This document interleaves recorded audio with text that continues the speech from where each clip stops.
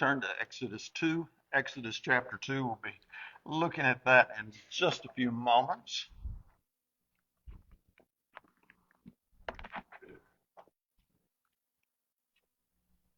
We're going to base the lesson on the life of Moses. He's going to be our core example.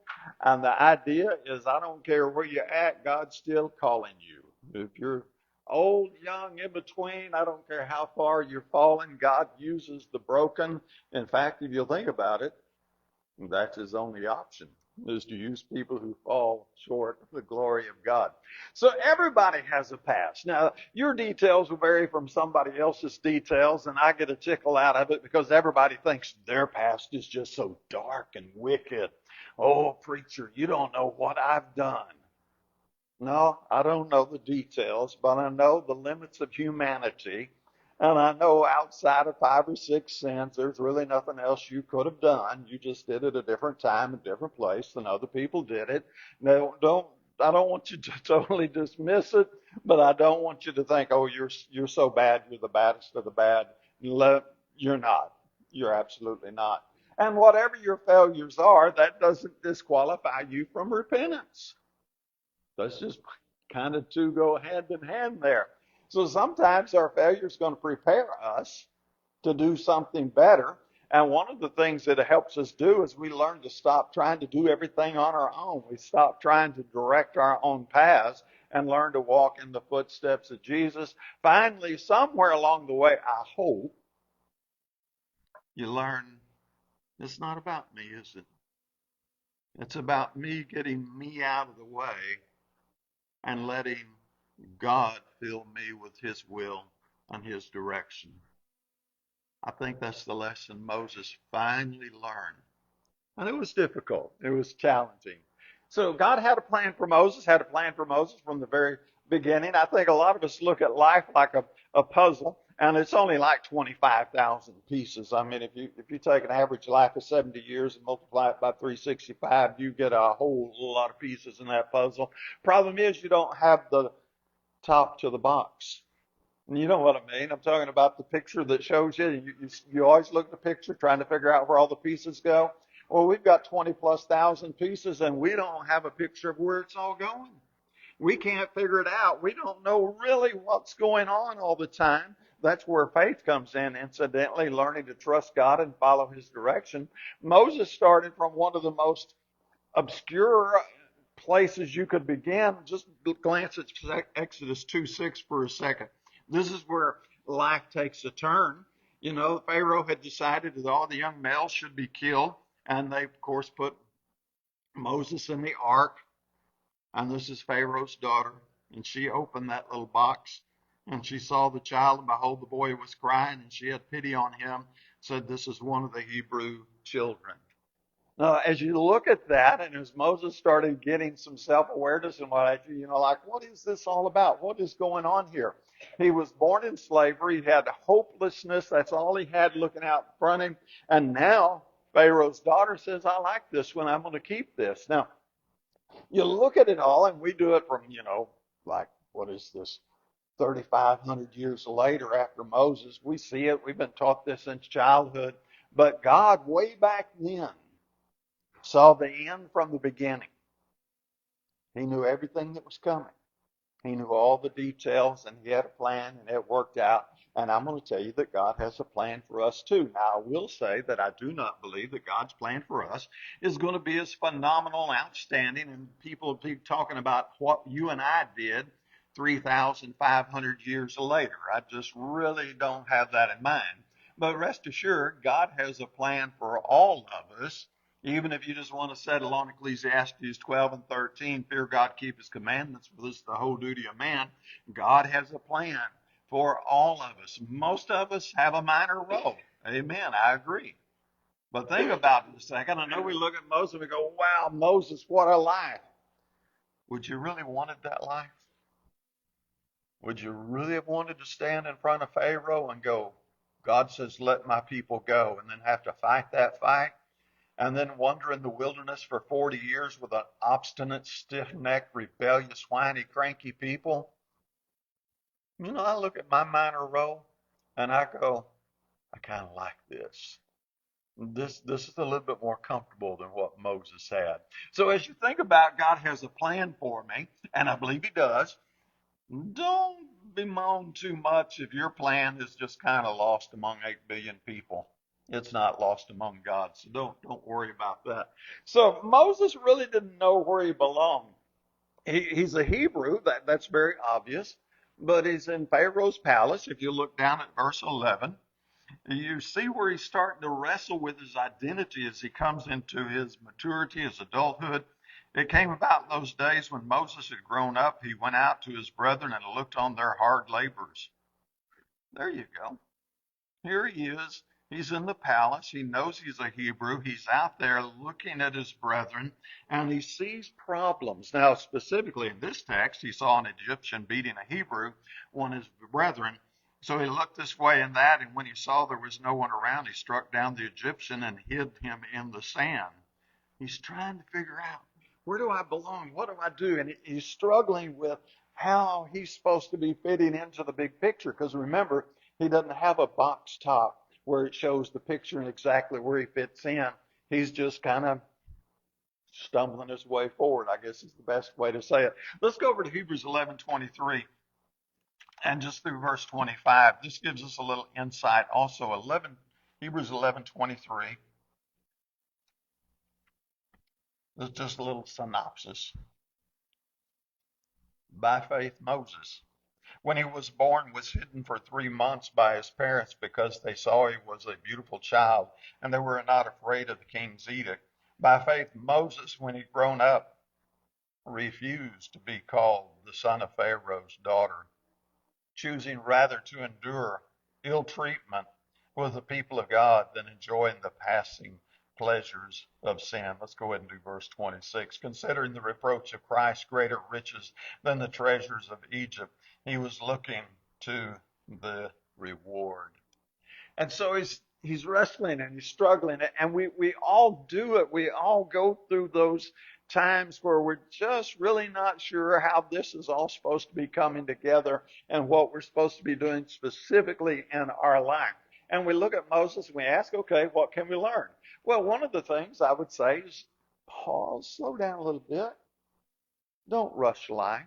Don't take things into your own hands like Moses did. And obviously you're not going to do anything that extreme and kill an Egyptian soldier thinking, I'm trying to figure out my direction here.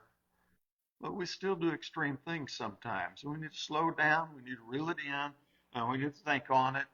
If it's a good idea today, most likely it will still be a good idea tomorrow. And if you have to think on it a little longer, if it's really a good idea, it'll still be a good idea 2 or 3 days later. Be careful about jumping in impatience and going, oh, I got to do this right now. I got to take care of this right this very moment, because that impatience is what gets some of us in trouble. Don't ever count yourself out. Moses is really messed up. You know the story. He's getting ready to go to the wilderness of Midian and just be a shepherd for 40 years. Don't know exactly what he thought or what he did in that time. I'm sure it was pretty mundane, pretty routine. And if he's anything like the rest of us, he thought for the next 40 years, man, I blew it. I'm going to die out here a shepherd of nobody.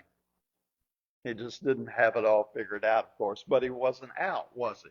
His game wasn't over. His story wasn't over. Sometimes we tell ourselves, my story's over. It's done.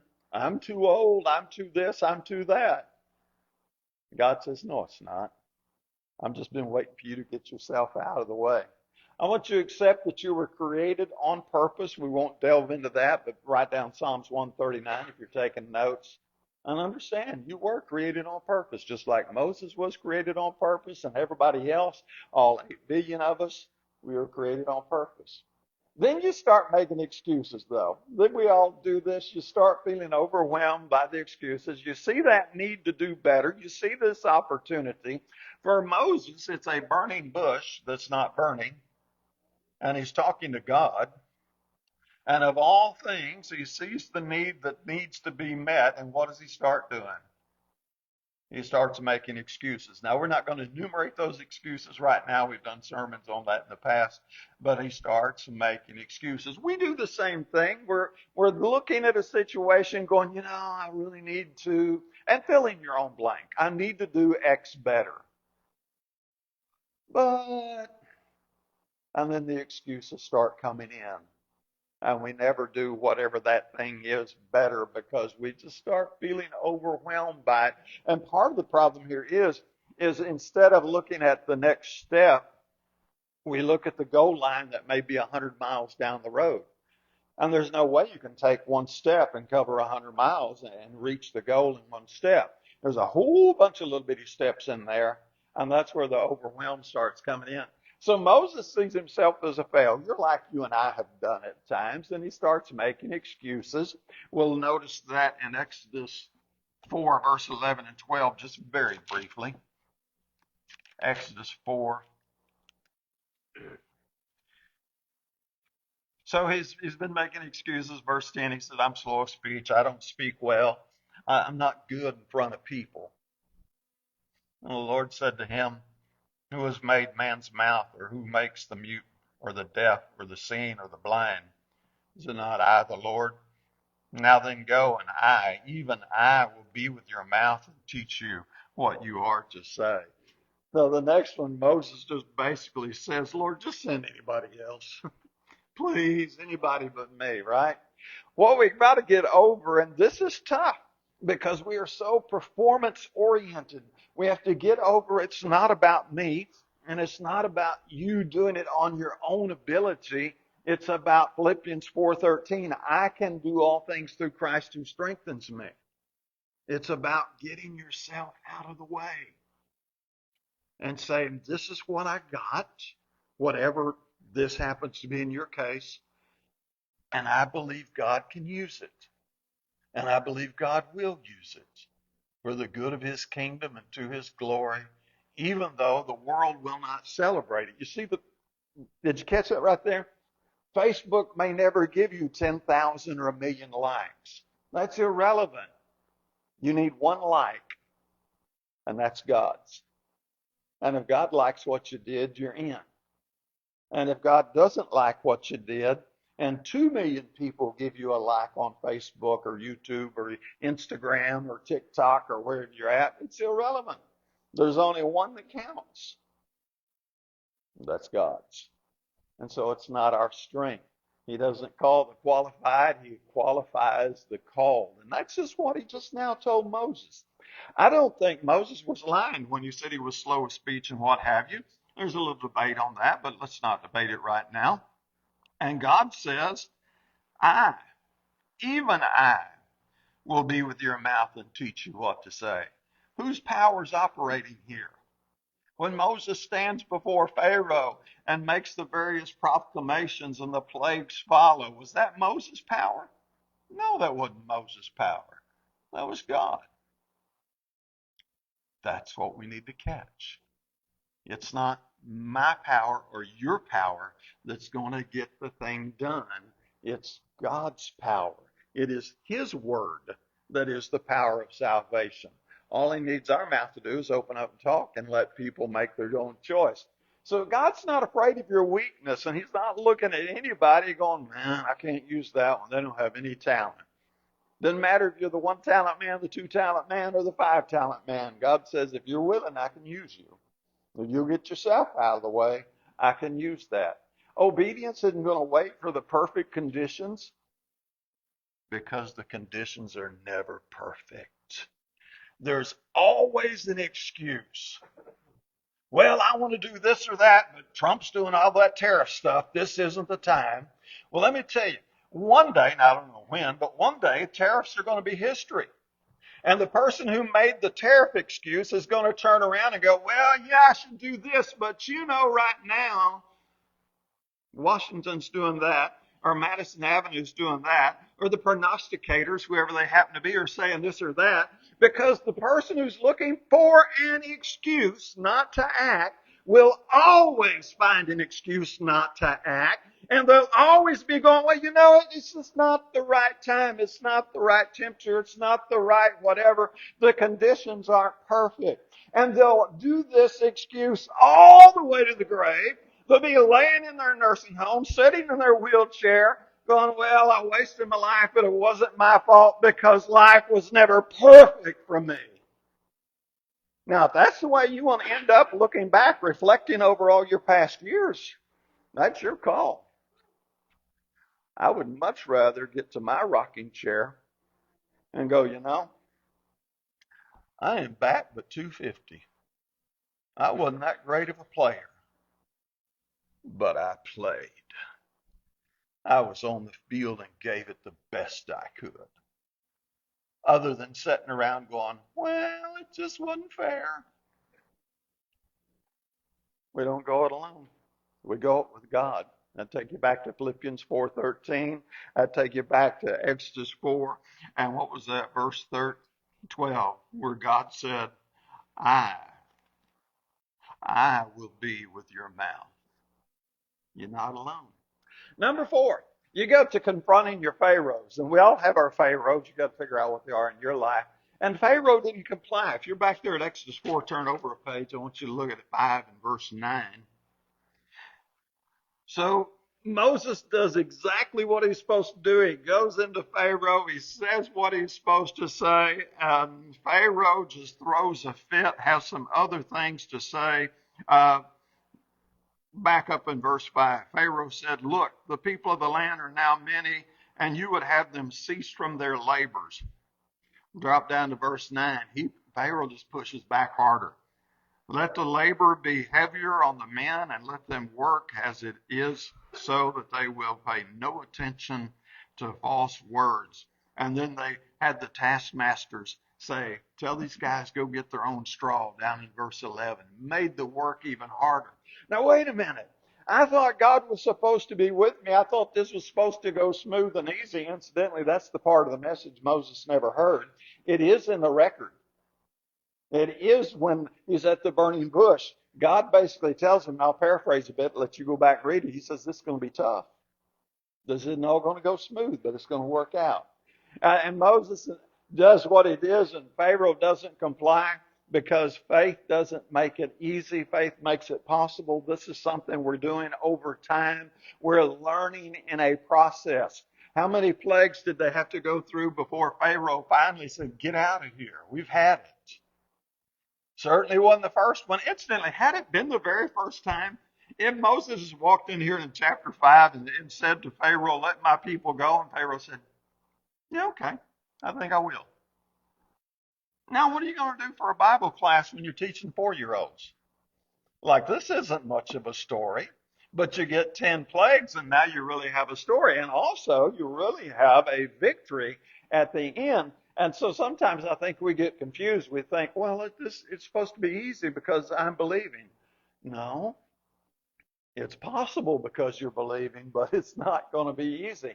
It takes a lot of steps, and it takes a lot of little bitty baby steps to finally get to where you want to go. And those people who somehow find a windfall, I'm thinking lottery winners right now, most of them, like 98% of them, are broker a year later or 18 months later than they were before they won the lottery. It's like, what's going on here? No, because you want the process, you want the growing, you want the training, you want the maturing, you want all of it that goes with it. So what if they'd taken Joseph and he's got his coat of many colors and his daddy puts it on him and all the other brothers look at him and they're kind of angry, of course. And in that very moment, for whatever unimaginable reason, he moves from there, no pit, no Potiphar's wife, no time in prison. He goes straight to the throne of Pharaoh. You think you'd have been trained and ready? Now we can discuss it and have our own opinions, but the training, the time in the wilderness of Midian for 40 years, tending sheep, pondering, reflecting, soul searching, all of these things. It takes time to get ready. So people want easy answers. They don't want to get in there and persist and fight for it. There's only one way you get to your 50th wedding anniversary. You fight for it for 50 years. Because the world's going to fight against you, and there's going to be problems and rubs and irritations, and you can't get there if you don't fight. That's just the way it works. Obedience. Not about fast results. It's not about instant this or that. So the enemy's resistance, it's not God rejecting you.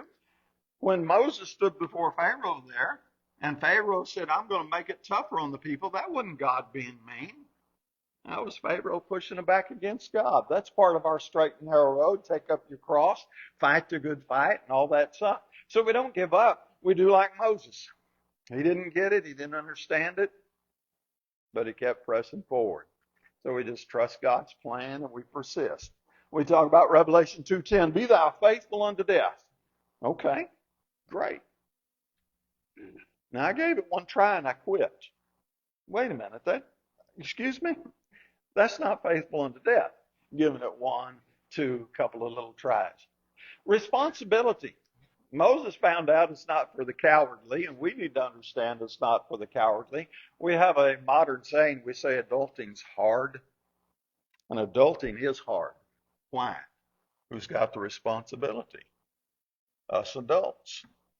I was looking at a little thing that came across one of my internet feeds, and it was like 24 things or 18 things they didn't tell you when you were young about getting old. And I thought, oh, I got to look at this. And I went through them, and most of them were about aches and pains. And I thought, yeah, I know that one. But one of them said, they didn't tell me how good I had it while I was still living at home. And mom and dad were making all the decisions. And now the responsibility's on me. And though I'm enjoying life, it's just not as carefree as it was when I was back at home. And the specific example this person gave said, I love my family vacations, but when I was a kid, mom and dad made all the vacation plans and all I had to do was get in the car and go. Now, when it's time for family vacation, I have to make all the plans, I have to make all the arranging, I have to do all the details, and I'm still enjoying it, but it's just not as carefree as when I was 10, 12, 16, whatever age you're talking about. Responsibility. Even when we want it, it's heavy. And Moses knew that, and he felt that. Let's flip over to Exodus 17 and look at verse 4, just at a glance. Moses cried out to the Lord, saying, what shall I do with this people? A little more and they will stone me. This isn't the only time he was at his wit's end. Faithful people get tired. And Moses did. Numbers 11:14 is another example of Moses getting tired. Elijah, if you look at 1 Kings 19, he was so tired, he said, Lord, take my life. I'm tired of living. So how do you carry all this weight of responsibility? Because it is tough. And I think that's one of the first steps. Allow yourself to be a limited human. If God had wanted you to be all powerful, all knowing, then you would have been. You're not. You're a finite, limited person by God's design. Stop trying to be something different. I can't do it all. You can't do it all. And those people who try to prove they can do it all end up burning themselves out. Let other people help. Well, you be wise. Don't let just anybody you help, but, recruit some help. Get some people to delegate things to and walk away and let them take care of it. Step away sometimes and just take a break. Now, I don't know what that means for you. Different people have different ideas about that, but do it. Then understand that grace is going to follow failure. Moses failed. That's Numbers 20. That was the waters of Meribah. And he made his mistake and he struck the rock instead of speaking to the rock. And by the consequences of that was he wasn't going to get to enter the promised land. He wasn't going to get to lead Israel into the promised land, a little more appropriately stated. But it wasn't the end of Moses' call. God didn't play strike one, you're out with him. God kept using Moses right up to the end of Moses' service. So Moses didn't get to lead the people into the land of Canaan. He got to stand on the mountain. He got to look out and see it. But when I was putting the lesson together, one author pointed out, but Moses did go into the land of Canaan. When we're in the Gospels and we're on the Mount of Transfiguration, who's standing in the land of Canaan on the mount with Jesus? And it's Moses and Elijah. Moses didn't get to go in the way he wanted to go in. I get that. But he was there, and he stood on the Mount of Transfiguration. His failure at the waters of Meribah didn't mean God's done with him. There were consequences. There was a different path taken, but he still got to go forward. I like to say there's always a path forward. It may not be the path I want, but there's always a path forward. So what do you do with failure? Number one, don't try to justify it. James 3:2, we all sin and fall short of many things. Look, when you fail, just go, well, I blew that one, didn't I? Well, that was stupid of me. Just be honest about it. Because none of us bat 1,000. It's kind of funny. None of us bat 1,000. But when we do miss the ball, people will deny it and go to their grave in denial. And yet at the same time, they'll go, yeah, but I'm not perfect. But that wasn't an imperfection. Like, come on, get over it. And then you learn compassion from your failures. I want you to just look at some of the stupid things you did. And then look at some of the stupid things other people are doing. And then just go, we're all stupid, aren't we? Just in different ways. And I'll say it again. My stupid really wasn't that different. Now, it may be different than yours personally. I get that. But my stupid was repeated by billions and billions of people over the years of history, just pretty much the way I did it. And your stupid, whatever your stupid was, I guarantee you're not the first one to do it. When you did it, God didn't look down from heaven and go, wow, I didn't see that coming. He looked down from heaven and said, well, that's number 52,182,963 that's done that one. That's us. Accept your humanity and let grace follow your failures. And number 7, there's times you don't get to cross the finish line. That was kind of Moses' story. He stood there. If you want that, that's Deuteronomy 34:4. He stood on the mountain. He saw the promised land, but he didn't get to lead the people in. So was all of Moses' work just a waste then? Well, it's all no good. I just wasted an entire lifetime. No. He was serving a purpose bigger than Moses. He was just one actor in the whole big process leading up to Christ and beyond. Now you got Judas on the other hand. He couldn't see past his failure. And what did he do? He went out and hung himself. No, I failed. I may not get to cross the finish line I wanted to cross, but I can still get to heaven and I can still serve. And so we learn. Our impact's not always immediate. Maybe your impact is your grandkids and the way they treat your great-grandkids. Maybe it's another avenue you didn't see because you can't see whether all the seeds you planted grow or not. Don't confuse your faithfulness with the results. So let me do it real quick. Moses is standing in front of Pharaoh and he says, let my people go. Is Moses faithful? Say yes. He did exactly what God told him to do. Pharaoh says, no, I'm not going to let the people go. Oh, that means Moses was unfaithful then, right? No, Moses was still faithful. Moses still did what Moses was supposed to do, even though Moses did not get the results Moses wanted. Moses wanted Pharaoh to go, yeah, you're right, I better let you go. But he didn't get those results. But that didn't annul his faithfulness.